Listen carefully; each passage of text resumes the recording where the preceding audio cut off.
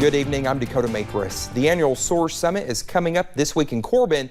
The event is about business leaders, elected officials, and nonprofit leaders coming together and sharing ideas on how to make Eastern Kentucky a better place to live. WYMT's Zach Hawk is in Corbin ahead of the summit to learn more about what the event will hold. It is shaping up to be a record-breaking week at the 2021 SOAR Summit, according to Colby Hall, the SOAR Executive Director. We've got our first ever outdoor exhibit hall space up here at the Corbin Arena, and probably our most comprehensive indoor exhibit space as well, with almost 100 registered exhibits. While the space is empty on Monday, by Wednesday, there is expected to be around 1,500 people attending the event. It's kind of a mixed bag of just anybody that's doing work that aligns with one piece of the SOAR blueprint for the future of Appalachia, Kentuckians. The SOAR blueprint hits on a lot of subjects. Things like downtown revitalization, the nursing shortage, right, grant success, different things like that. So remote work, digital entrepreneurship. So all these really important conversations that should be having all across the region. The summit participants dream big for the region's future while impacting the area right now, according to Corbin tourism officials. Everything from our hotels to our restaurants, gas stations, shops, entertainment facilities. So we do expect to see a huge economic boost from this event. Officials at SOAR said that registration will be open through Thursday, but it is best to register beforehand.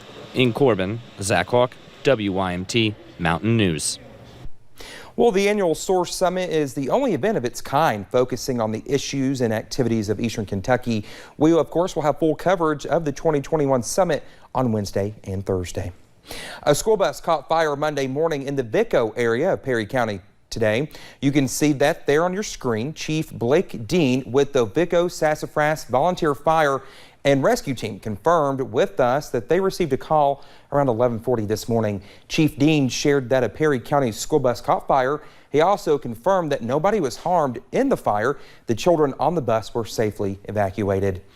The need for blood is at an all-time critical for the Commonwealth. The Kentucky Blood Center, which provides blood to more than 70 Kentucky hospitals across the state, are seeing a significant increase in blood usage at area hospitals. A need for all blood types is needed. You can find the link to help to donate over on our website at WYMT.com. Well, some sad news. Pineville Police Department officers regret to announce that there was a memorial service held in Pineville for K-9 Officer Link today. Link died during a training exercise with his handler, Officer Brandon Hollingsworth.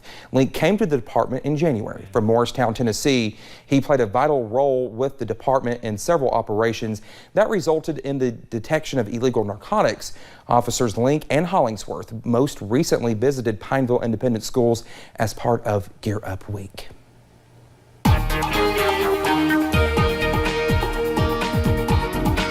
It's been a warm afternoon turning into a warm evening here in the mountains. We're starting to see some cloud cover move in, though, that will start to hamper some of those overnight lows tonight.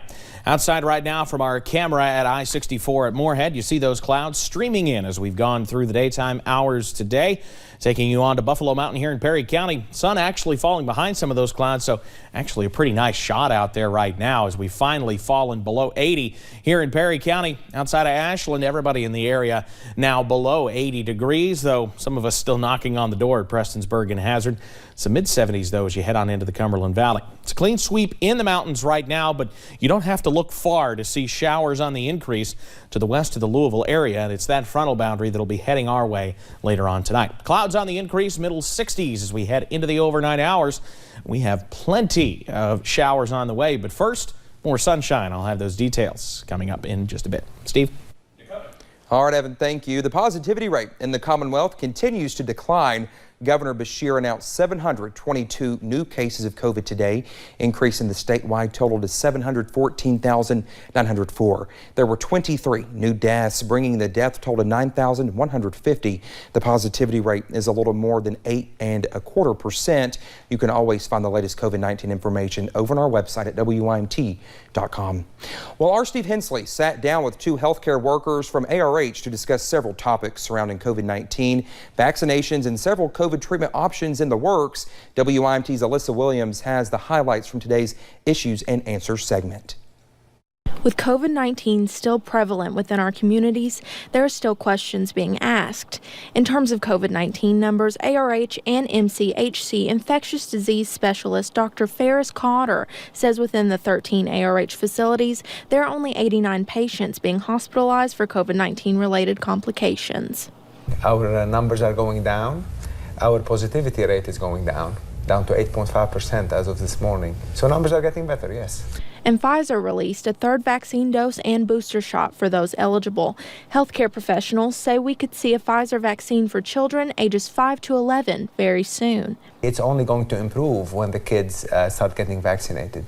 Because in order to reach what we've always talked about, herd immunity, you have to have 70 to 80% of the population immune to the virus, and that including the kids. Not only are we seeing more vaccination eligibility on the horizon, but more treatment options. ARH Pharmaceutical Services CEO Jeff Akers mentions a new antiviral drug called molnupiravir that will lessen the severity of COVID-19 symptoms. It really has shown very good efficacy in early studies.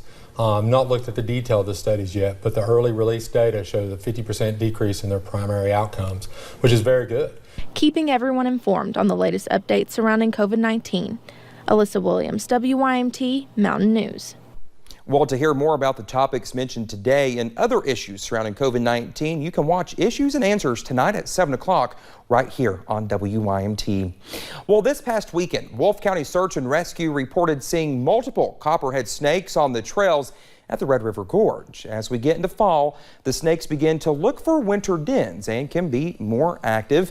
Copperheads usually are spotted at night, but because this time of year they are looking for dens, so they are more active. The snakes are more easily recognizable by their copper-colored head.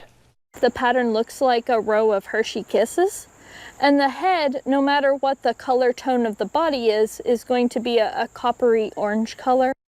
Now, experts advise if you see these snakes to remain calm and to let them be.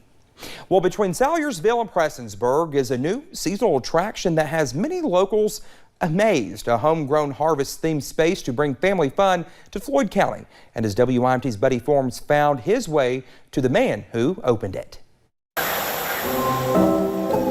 Dwight Sloan has truly fallen for fall. I've been growing the giant pumpkins for years, as most probably have seen that, and had to have the Pumpkin Man because that's what most everyone knows me by, is Pumpkin Man. But the Prestonsburg farmer, known for his state record pumpkins, has grown something new to give back to his community. I've been wanting to do this for years, to do a corn maze, and finally had enough time this year to do it. Inviting boys and ghouls to stalk through a 2-acre field of family fun. I've always been a pretty well people person. I like getting out with people and doing things like this, and this will give people things to do. Sloan believes for years the community has come to dead ends in the search for local options for autumnal entertainment. To my knowledge, the only other corn maze that I know of is in White Oak, and there is no others around here close. So he wanted to provide a path, or many paths, to help them get that in their own backyard. Most people have really enjoyed it. Says it is challenging. I've had a few people got lost. Not had to go in and get anyone yet, but so far it's pretty challenging. He says he did not cut any corners. And seeing the faces of the people emerging from the field is a true aw shucks moment. It makes me feel proud that people come out and enjoy something that I've done with my own hands. It means a lot to me that way. So he invites everyone to take a stroll through the Corn Fusion maze. It can get confusing down there. I still get lost myself occasionally. To get lost in a little fall fun. In Prestonsburg, Buddy Forbes, WIMT Mountain News. Buddy always has the best assignments. The Corn Maze is open Thursday and Friday from 5:30 p.m. until dark, Saturdays from 10 a.m. until dark, and Sundays from noon until dark. Sloan also hopes to open the space for Halloween Haunted Maze Walk soon. If you are headed out to any of those corn mazes, don't pack those shorts away just yet. We got plenty of sunshine and warm weather on the way, as are the details in your full forecast. And we share with you one Kentucky man's journey as he ran a 5K in every county here in the Commonwealth.